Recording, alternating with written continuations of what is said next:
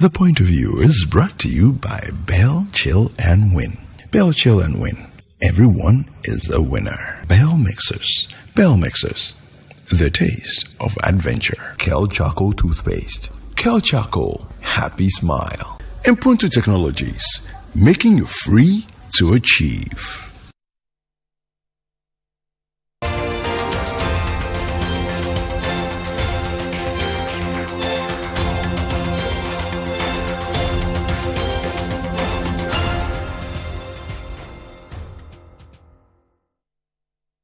Welcome to another edition of Point of View. This is your favorite current affairs show on television. On the Point of View, we get the right guests, ask them relevant questions on issues that matter to you. Tonight is not really an editorial, it's more of an analysis of where we are with the economy. The Minister of Finance is scheduled to appear before Parliament on Wednesday to answer 16 questions, 4 urgent, 12 regular. Tonight we'll look at those questions in detail. We'll also tell you 3 headaches the minister has that needs a cure from Parliament. And then we'll end with 4 questions of our own. So in effect, it's 20 questions for Ken Ofori Attah tonight on the Point of View. It's live, we are interactive, so let's know what you think of these 16 questions. You'll get to know the identity of the questioners, the party they belong to, and we'll put those questions in context, and we'll end with our own questions for him. Stay with us.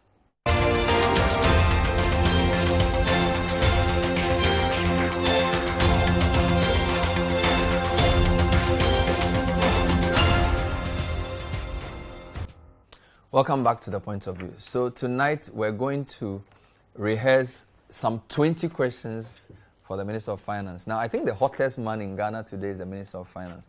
Last week, members of Parliament were not very happy with him. He was to have attended upon Parliament to answer 16 questions in his name, 4 urgent, 12 regular. Now, for some reason, he did not turn up. The Speaker of Parliament back then was not happy and said that they will stand down anything from the Ministry of Finance until Minister Ken Ofori Attah appeared before them. Let me take you to Parliament for a brief recap of what happened last week. Duke Mensah Opoku is our man there. He filed a report last week. The Minister for Finance scheduled session was postponed to next Wednesday. The minority did not take kindly to yet another request for more time from the Minister. Deputy Minority Chief Whip Ahmed Ibrahim expressed the displeasure of his side.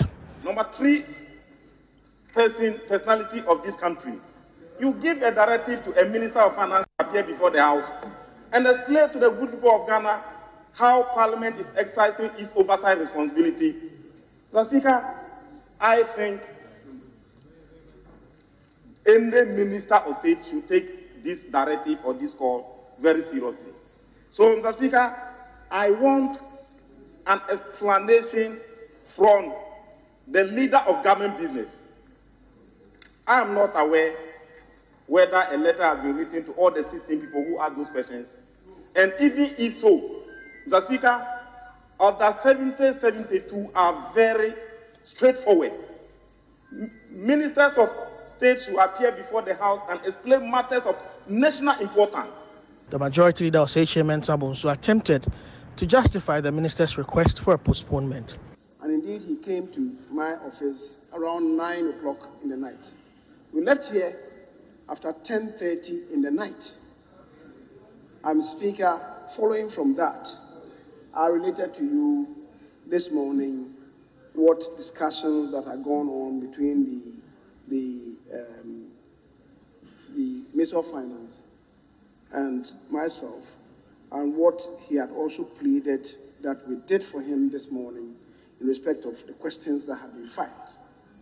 The Speaker, it was whilst we were in the office that he got to hear that responses to those questions had been dumped in his house.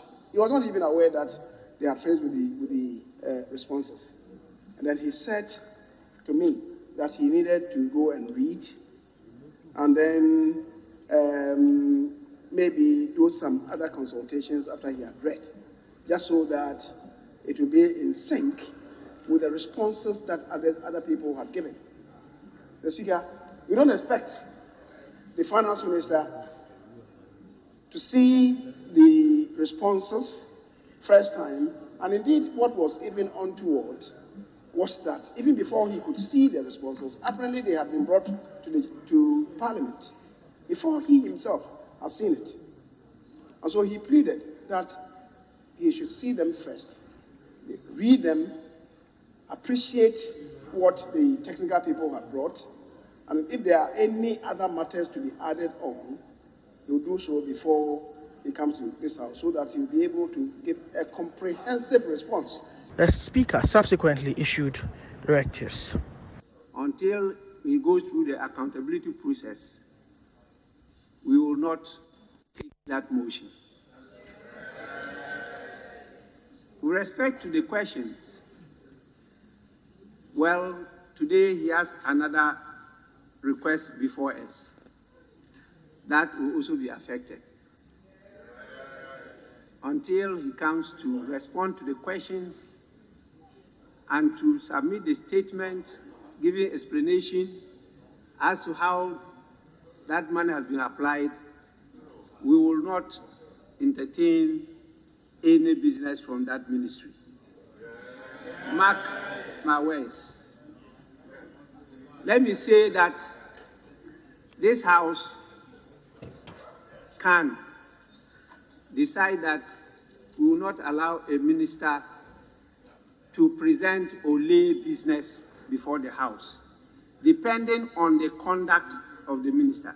The Deputy Minister for Finance, Dr. John Kuma, later withdrew the tax exemptions bill.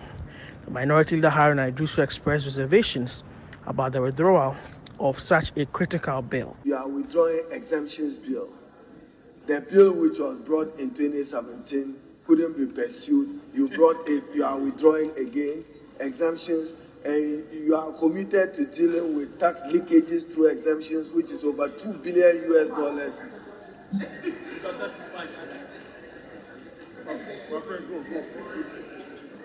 Speaker, so that was Haruna Iddrisu ending that report. So Speaker Bagbin basically says until Ken Ofori Attah comes to answer those 16 questions and also comes to address Parliament on how COVID expenditure was used by government, there is no way they would entertain anything from that ministry. That essentially means that we're not going to have any money until the minister goes to Parliament. So what are these 16 questions? Now I need to explain to you there are two types of questions.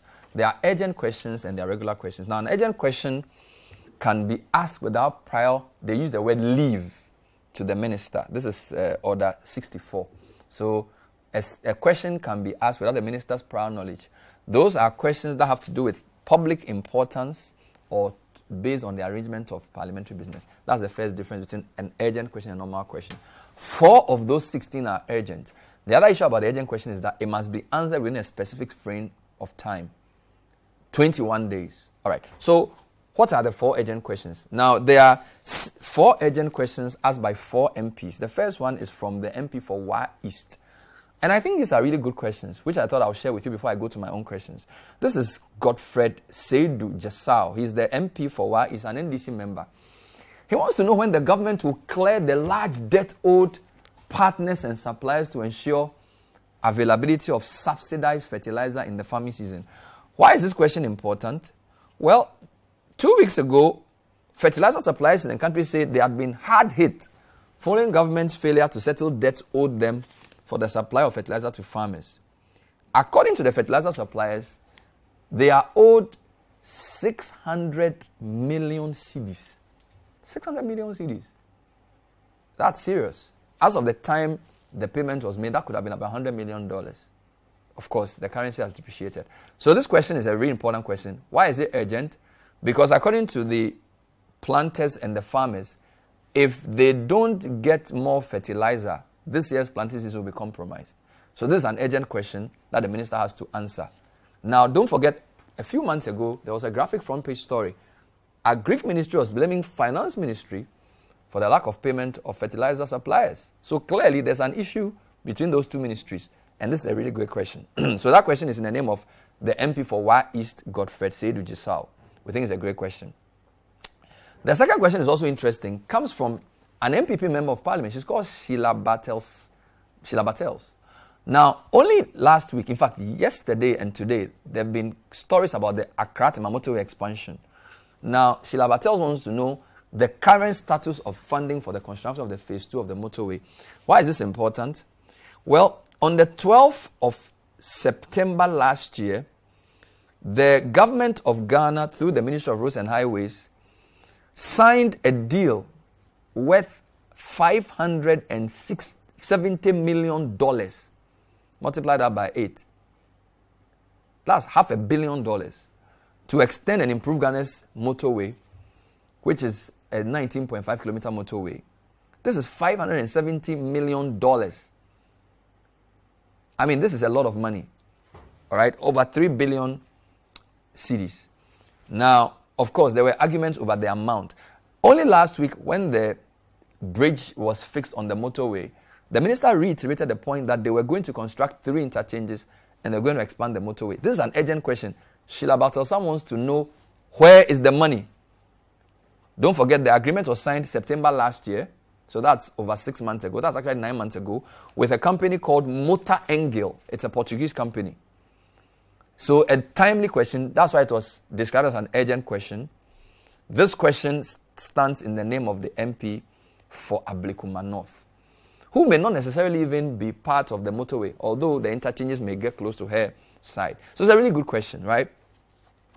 Question 3 and 4 are very similar. And interestingly, they are asked by MPs from different sides of the House. Question 3 is from the MP for Botian English Amanfro, who himself is facing a spot of bother. He's been accused of receiving double salary. He says he never received double salary. But he asked this question before. He was asking Finance Minister for interventions the ministry is employing to clamp the sustained increment in fuel prices as witnessed in a recent pricing window. Fantastic question. This is a question we are all asking. Now, why is this question important?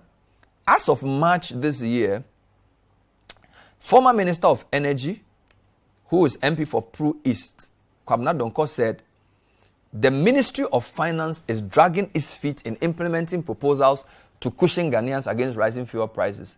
According to Dr. Donko, there is no justification for the refusal of the government to protect consumers in the face of rising fuel prices. Now, Minister Donko, or MP Donko, who is a former minister, actually alleged that he is aware that recommendations have been made to the Ministry of Finance to implement a directive to reduce the prices of fuel. Don't forget, for each litre of petrol you buy 11 cedis or diesel of 13 cedis, about 20% of that is in taxes. And there are 7 taxes on the petrol you buy and the diesel you buy. We haven't added the margins. So Sly Tete wanted to know the interventions the ministry is employing to clamp the rising price of fuel.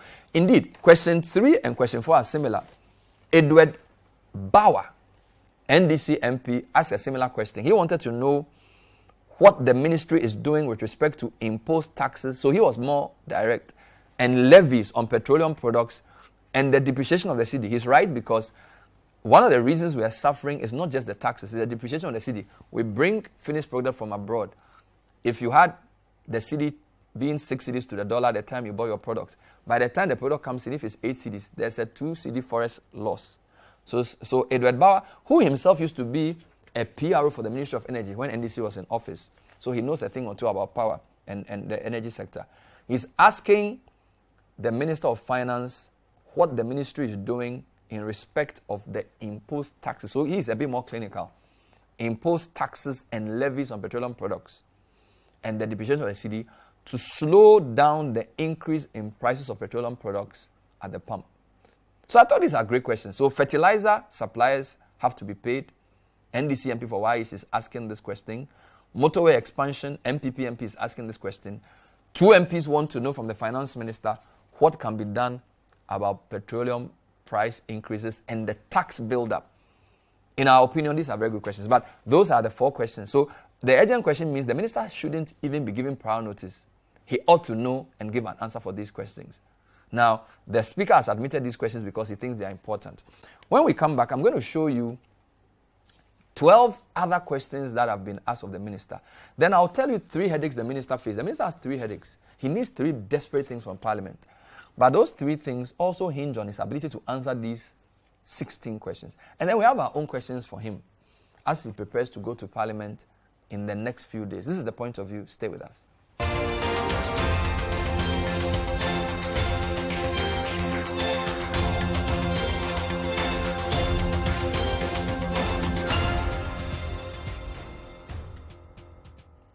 Welcome back. Tonight on A Point of View, we're taking you into Parliament. 16 questions await the Minister of Finance. 12 of them are normal, 4 of them are urgent.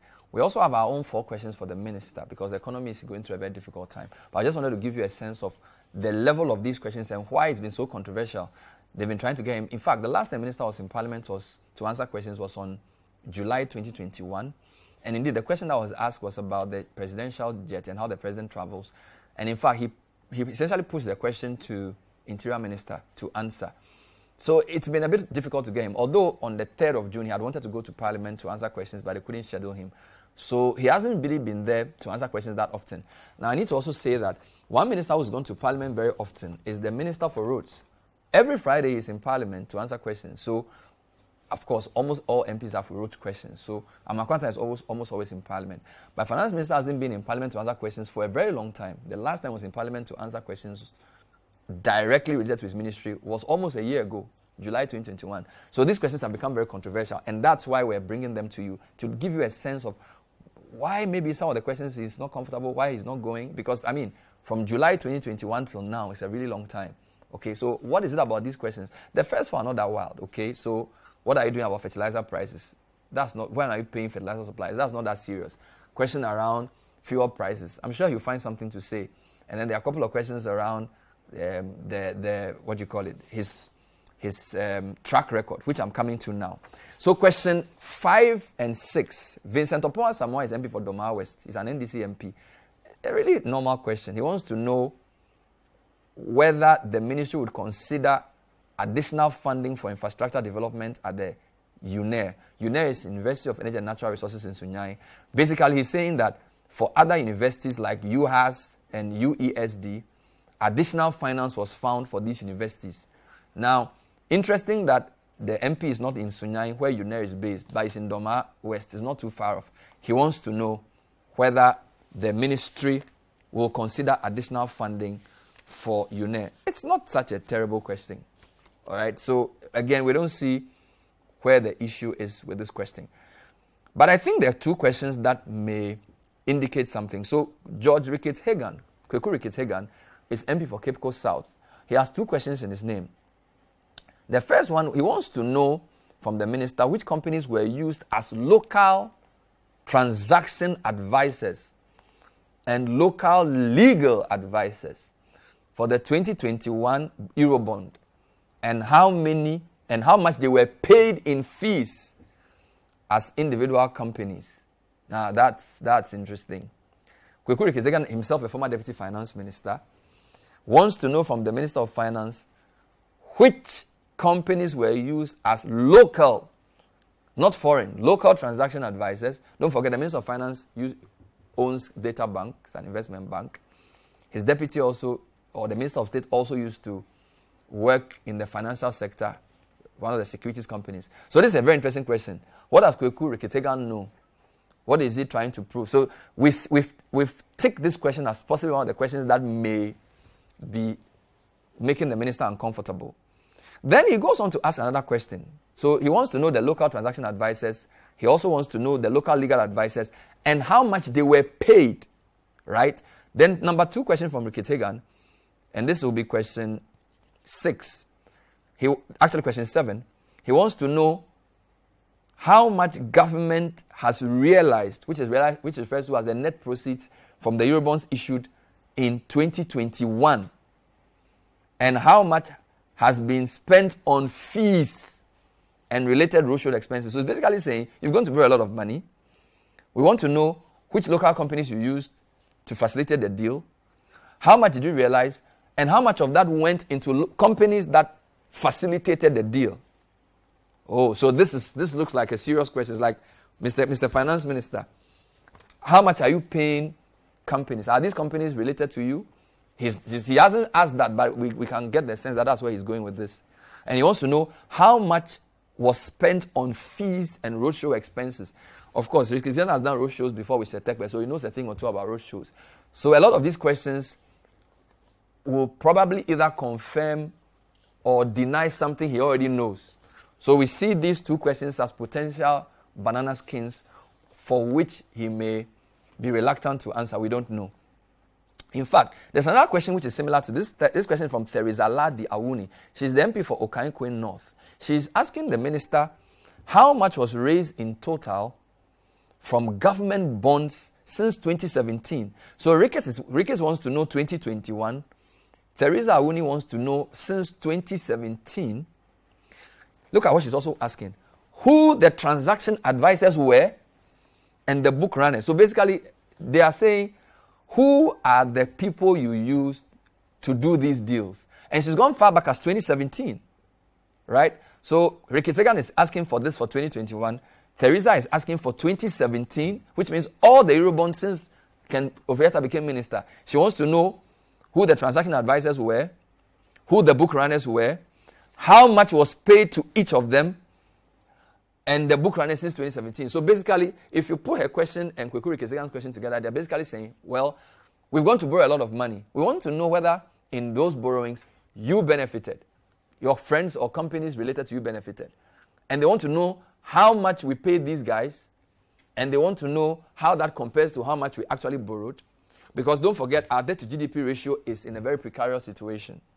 So these questions seem a bit troublesome. Obviously, the minister will have to address them. Now, Parliament is the House of Record. So whatever you say in Parliament has to be true.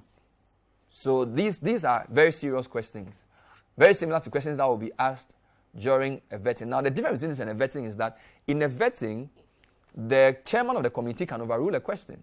So you notice a lot of times a Black will ask a question, and then the deputy speaker, Joe Wise, will say, I'm not allowing that question, or I overrule that question.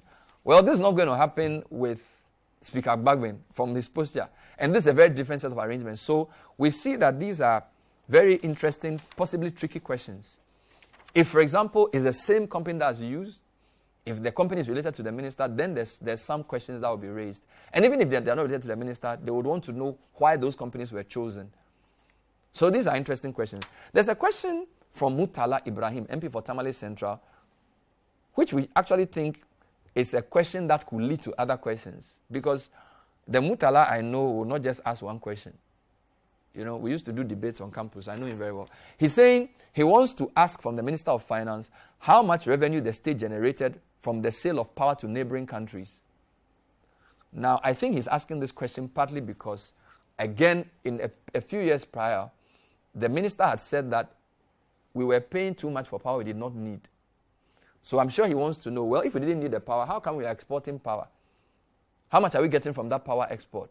If you say we are producing too much power, if you say we are paying excess capacity charge, how come we're getting this much from exporting power to neighboring countries? So I feel that Mutala has like other bullets. Because mind you, when a parliamentarian asks a question, he has the right to do a follow-up. So let me just explain this briefly. So it's not just one question. So if a parliamentarian asks a question, he is entitled to what is called 3 supplementary or follow-up questions before other MPs are allowed to question the minister. So it's not as if Minister Ken will just come and say, oh, Mutala, you said, how much did we get from sale of power to neighboring countries? We got maybe 200 million cedis. Then he says that no. Mutala could say, okay, I have 3 more questions. How come last year you said we were spending money on this? Or how come last year you reported this other figure? So the way this works is that the MP is entitled to 3 supplementary or follow-up questions before other MPs are allowed to question the minister. So it's almost like a mini grilling of a sort, right? So this is a question that we feel there's possibly something else that will be asked. Then we have a whole raft of questions asked by MPP MPs. So far, a lot of the questions have come from NDC guys. So the next question is from the Majority Chief Whip. He's called Frank Anodompre. Anodompre is the MP for Nsawa Maduejiri. It's an interesting question. He wants to know how the budget will ensure that all the major issues of increased taxes, increased fuel prices, and unmaintained roads will be raised, which were raised during the 2021 year, will be tackled. So it's a lot of mixed questions. Like, I want you to come and tell us what you're doing. All right? So it's a middle of the ground question. In a way, he's inviting the minister to comment on increased fuel prices. He's trying to raise important issues, but he's also sort of putting it in a way that's a bit kinder to the minister. So tell us how your budget will address the problems we've identified in Parliament. So it's a pretty decent question. Then there's a question from Stephen Amua, which is an interesting one as well. He wants the Minister of Finance to explain how they intend to reduce the debt stock, which stood at 76% in the first half of the year. Now, the reason I like this question from Stika, which is his nickname, is that this is a question that can lead to a lot of revelations, because the debt to GDP ratio of 76% first half of the year, according to some calculations, the debt to GDP is now 83%. So, in a way, I won't say he's setting a trap for the minister, but obviously, he is inviting the minister to update us on the state of our debt. And it's worsened since the time he asked the question. So, as of the time he asked the question, the debt to GDP was 76%. As we speak, the debt to GDP is 83%, or a little over 80%. So we don't know what figure the minister will use in his answer, whether he will stick to the 76 or whether he would update and say, guys, the thing has even worsened, which is almost like an answer in itself. Because if you are saying, what plans have you put in place to reduce the debt stock, which is 76, and as of the time I'm answering the question is 83, what am I going to say? So it's almost like Stephen Amwa has set a trap for the minister. We don't know how he'll wriggle himself out, but I'm sure he will give us an answer. Now, there's a question in the name of Kojo Asante. I'll jump that question because that question is a very salient question which will lead to why the minister is going to Parliament himself with 3 requests. So let me come to Collins Adomako Mensah, Efija Kwabre North. His question is pretty simple. He wants an assurance to be given in response to the widely held concern that government has abandoned projects. This is a very easy question. So I'm sure this one they will write a lot of things for him to come and say. So this is another problem. So Adomako Mensah will help the minister to say that we have not abandoned previous projects, because he even announced it in March that they will prioritize projects that have been begun. So in a sense, the question has already been answered, if you ask me, because when the minister met us in March, he said to us that because of the economic difficulties they will prioritize projects that have already been started, and they will not start new projects until they finish the old ones. So Collins, I think the minister has already answered your question, but anyhow, it's your right to ask, so you can ask it. And then Dakwa Newman, Okankwe South, again, this question is progress and impact of Ghana Cares. Fine. Ghana Cares plans to raise $100 billion. This is an interesting question. You know why? We are struggling to get $1 billion from the international markets. And Ghana Cares wants to raise $100 billion. Where are we going to get that money from? So I think Dakwa Newman has to rephrase a question, because he wants to know the impact of the Ghana Cares and the progress. I think the question to ask is, where is the money going to come from? Because as we speak, we are now going to get $1 billion. And Ghana Cares is $100 billion. $100 billion. We're struggling to get $1 billion. So maybe she's asking whether Ghana Cares is still there. Because if you're struggling to get $1 billion, how are you going to get $100 billion to finance your projects for the post-COVID era? So it's a tricky one. Another Mpre comes back and asks another question on COVID. Again, we see the majority whip as trying to sort of preempt some of the issues, because when you heard Speaker Babin said, if you don't come and account for COVID expenses, we will not give you any more money. So Anodon Press says, please, how much have you invested in fighting COVID? And what gains are attributable to the investment made so far in respect of the economic recovery? So it's basically trying to help the minister, okay, to give him a good landing. Come and tell us the progress we've made. But if you notice the other paper that we are using, the minister has to make a full statement on COVID expenditure. He has to brief the House on COVID-19 expenditure by government. If he doesn't do that, the Parliament will not give him anything else. So he may answer a not on press question, but that will not preclude him from actually giving a full statement on COVID-19. So that's one of the big issues the NDC has been raising. It's one of the big issues they've been raising because they've been suggesting that the minister is failing to account for all that money and is asking for more money. So watch out for that question. Whatever happens on Wednesday, the minister would have to give a full account of COVID before he gets any of the needs he's put before Parliament addressed. There are two more questions. One is from Paul Aprekuchum Berima, Doma East. Mind you, Doma West asked one, Doma East is asking. He wants the minister to give them an assurance on what measures the ministry has put in place to ensure that the 1 million jobs stated in the media budget is achieved in light of the current indication that the government payroll is full. That's a good question, because you want to create 1 million jobs, but you say government payroll is full. So who's going to create those jobs? Is it 1D, 1F? Is it going to come from private sector? Is it going to come from whatever, the NEIP? Where is it going to come from? Very, very good question. Now, the last question I want to bring you, I think, is one of the serious questions the ministry is confronting. That question came from MP for Suhum. This is the question. He wants to know if government intends to return to the IMF for financial assistance. It's a serious question. This is MP for Suhum. Does government intend to go to the IMF for financial assistance? Why is this question? It keeps coming up. The government has said they are not going to the IMF. But this is an MPP MP. Right? So, does he know something we don't? Is he trying to help the minister admit that maybe IMF is not off the charts? Because the MPP has been very clear. We are not going back to the IMF. And this is a member of the MPP. Now, this is my guess. Now, the clue to this question is in the three things the minister needs from Parliament. Now, the minister is trying to get a syndicated loan, 2 syndicated loans. He needs, indeed, government is trying to borrow $1.5 to $2 billion from the international markets to help infrastructure and to help finance our budget. Now, because of Ghana's poor performance in our fiscals, the international bond market and financial markets are being closed to us. So we can't get any more Eurobond at a reasonable rate.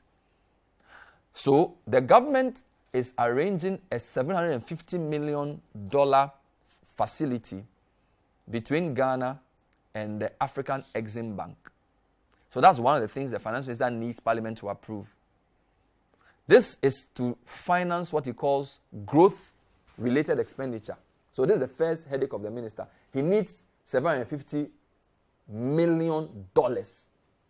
He's not going to get it from the international financial markets because Ghana's rating is very poor and our credit rating, our fiscals are not in a good shape. So essentially, international financial markets say we don't have credibility.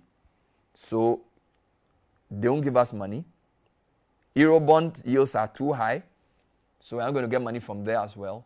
So the finance minister needs 1.5 to 2 billion. The first tranche of that is 750 million. He also needs, or he intends, to present before Parliament request for a syndicated loan of 250 million.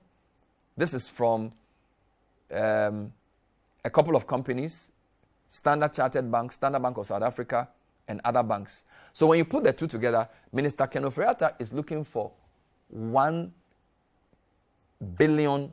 $1 billion.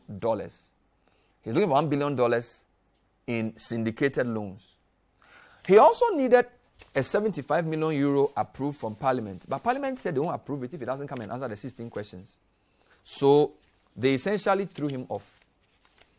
Minister Ken was looking for 75 million. They said they won't give it to him. Now, if they don't give you 75 million, how are you going to get 1 billion?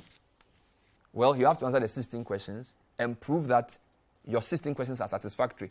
The majority and minority dynamic in Parliament is very sketchy. The NPP has a very thin majority if they have at all.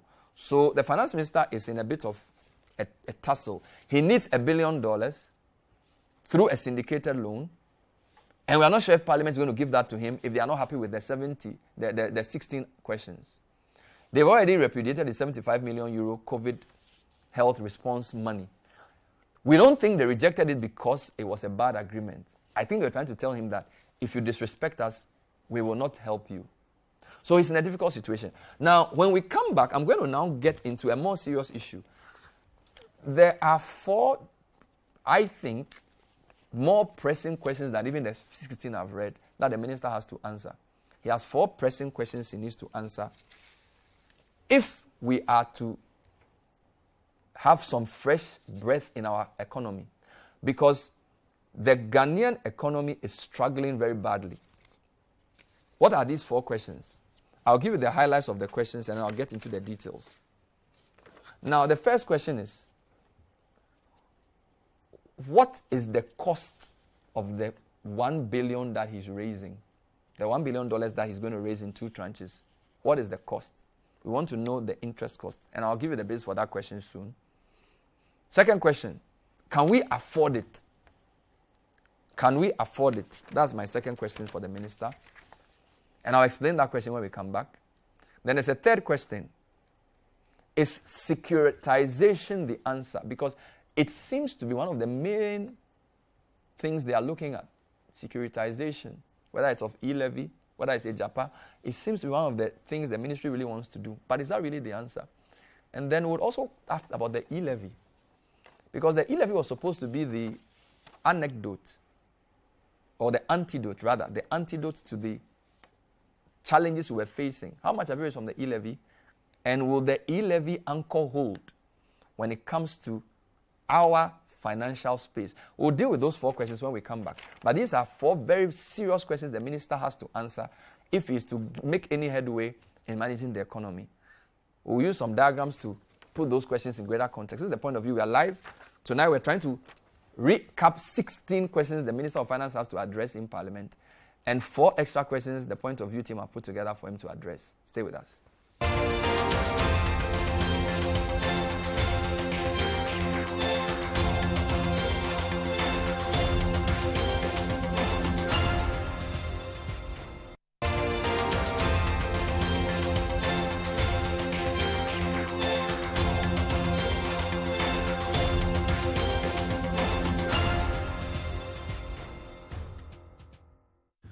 Welcome back to the point of view. Tonight we are putting some questions to the minister, 16 of them from MPs, and we have 4 questions for him. We are looking to raise $1 billion in a syndicated loan, 2 tranches. One is $750 million, the other is $250. The first question we have for the minister is, so what will be the cost of this new arrangement, this Afri-Exim loan? I'm asking this question because the international markets are really frowning upon Ghana. I'll give a very sobering example. Now, a year ago, our Eurobond yields were 8%. That essentially means the interest or the coupon on the Eurobond was 8%. That means if you go for any amount of money, the interest as of the day you will pay back would be 8% in addition to the principal. 12 months down the line, our Eurobond yields are 20%. This is serious, 20%, all right? Now, the light blue line is the principal. The deep blue line is the coupon. The coupon is what is referred to as the yield, or that's the interest you pay for going for the loan. Now, almost every, and you see, Eurobonds are taking a year, so we're in 2022 now. So look at the deep blue line on 2024. So if you take a loan, the coupon is the interest you will pay. Our yields are very, very high. On the 2026 Eurobond, our yield is 17.3%. That's if we take a loan that we have to pay in 2026, we will pay 17.6% interest in addition to the principal.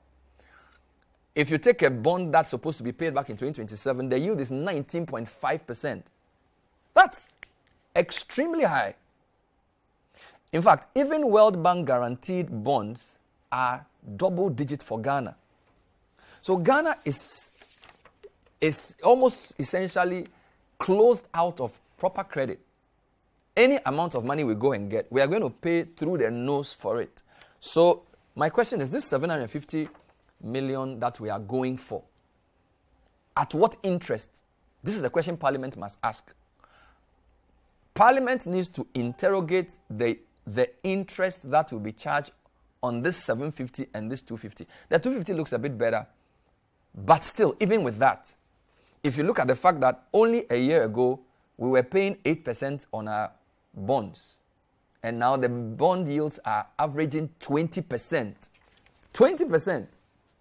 It's very, very serious. It's very, very serious. Now, the other problem, which leads to the next question, is that a lot of our debt is owned or held by foreigners, right? So the question is, can we afford it? A lot of our debt is held by foreigners. I'm going to show you this chart, which tells you the non-residents holding our city debt versus residents holding our city debt. Okay, so the light blue line is non-residents holding our debt in dollars. Now, it's not a problem. Look at the deep blue line. So the deep blue line is trending upwards. That tells you that non-residents or non-Ghanaians, foreigners holding our debt, they've lent money to us in cedis, is going up. What does that mean? If they want to leave, or if they want essentially to exit, which is what investment banks call it, we have to pay them. I won't pay them in cedis because non-residents don't use cedis anywhere. So what this chart tells you is that if these people who we owe money want their money back, we have to find dollars to pay them. So your deep blue line trending upwards is a bad thing, right? Now, what makes this worse is that our FX reserves are coming down. Our FX reserves are actually reducing.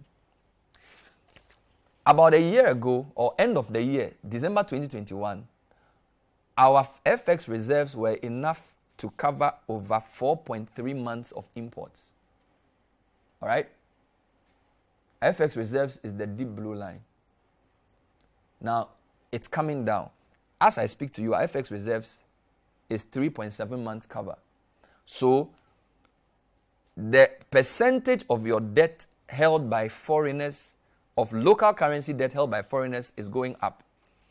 Your central bank has to look for dollars to pay them if they want to exit. And from all indications globally, a lot of them are exiting.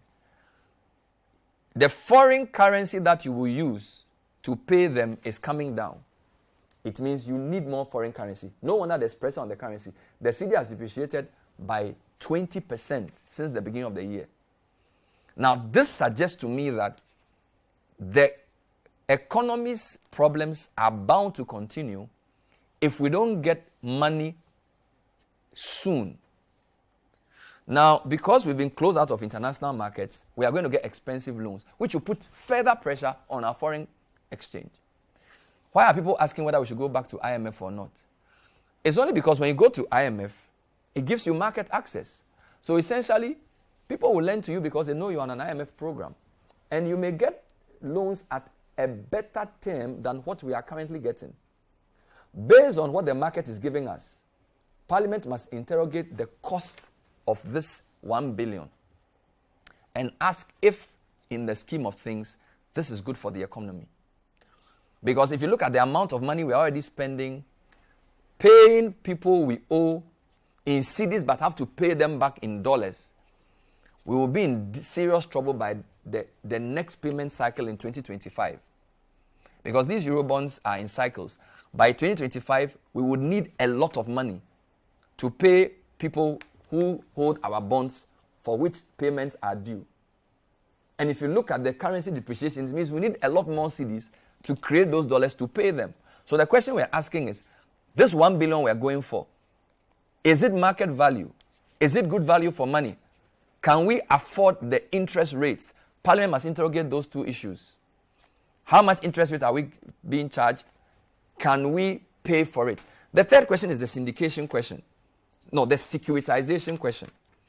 So as we speak, there was a lot of speculation about whether the government of Ghana can use the e-levy, securitize it, and get extra cash. Some people said that even some of our tax build-up on the petroleum prices have been securitized already. The Ejapa deal is also securitization. But is that really the way to go? So is securitization of our resources essentially guaranteeing people we owe revenue streams from income yet to be made to receive money now?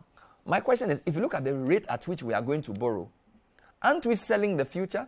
Because you're going to securitize, what you are going to do with the money must make more sense now. All right? So if you are going to securitize or essentially promise somebody that in the future, any revenue I get from gold, any revenue I get from e-levy, I'm going to use it to pay you, then the money you are getting now must be at a very good value. But the market conditions may not be very good. So the idea of securitization is a major issue. And if we look at the posture of Parliament, the minority say they are not going to support the Ejapa deal. So the minister is really between a rock and a hard place. The issue of the e-levy then comes up. The e-levy was initially posited as the antidote to going to the IMF. But it doesn't seem as if we know how much we've earned from the e-levy yet. Will the e-levy be enough to help Ghana address the fiscal gaps we're facing? We are in a very serious fiscal situation. And if fiscal conditions don't improve, we may be forced to go to the IMF. This morning we said on radio that if Ghana doesn't get the 2 billion it needs by end of the year, we may be forced to go to the IMF.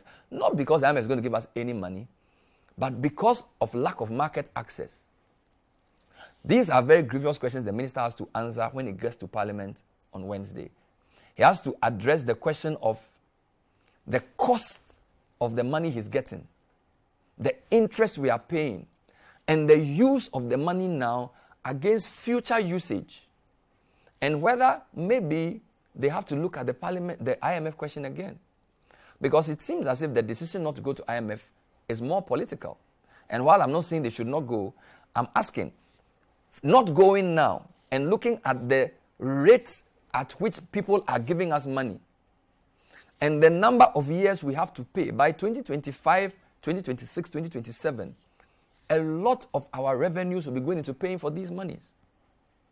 Are we clear what these monies will be used for now? These are very grievous questions which I think the MPs must ask. So in addition to asking about roads and asking about all these issues about give me an assurance about Ghana Cares, assurance about 1 million jobs, I think they should be looking at the cost of the money. Parliament should interrogate the cost of the money we are getting. And the discussion about whether to go for IMF should not be held with the issue of ideology alone. We should be very pragmatic about it. Because if you are going to get market access to help you get cheap loans, because it looks like borrowing is the only thing that can happen between now and end of the year to salvage the economy, wouldn't it be better to get a cheaper loan than to go and borrow money at 20% and tie our yet to be received revenue proceeds into paying for those? I think these are very sobering times. And these are times the finance minister has to open up. The kinds of problems we face cannot be solved by the level of thinking that brought those challenges. So we are appealing to our members of parliament to be rigorous in the next few days so we can get deals that will not salvage the country's future for the sake of getting money for now. And I think we should all be interested and pay very close attention to what Parliament does between now and the end of the week. So this has been our analysis of the financial situation in the country.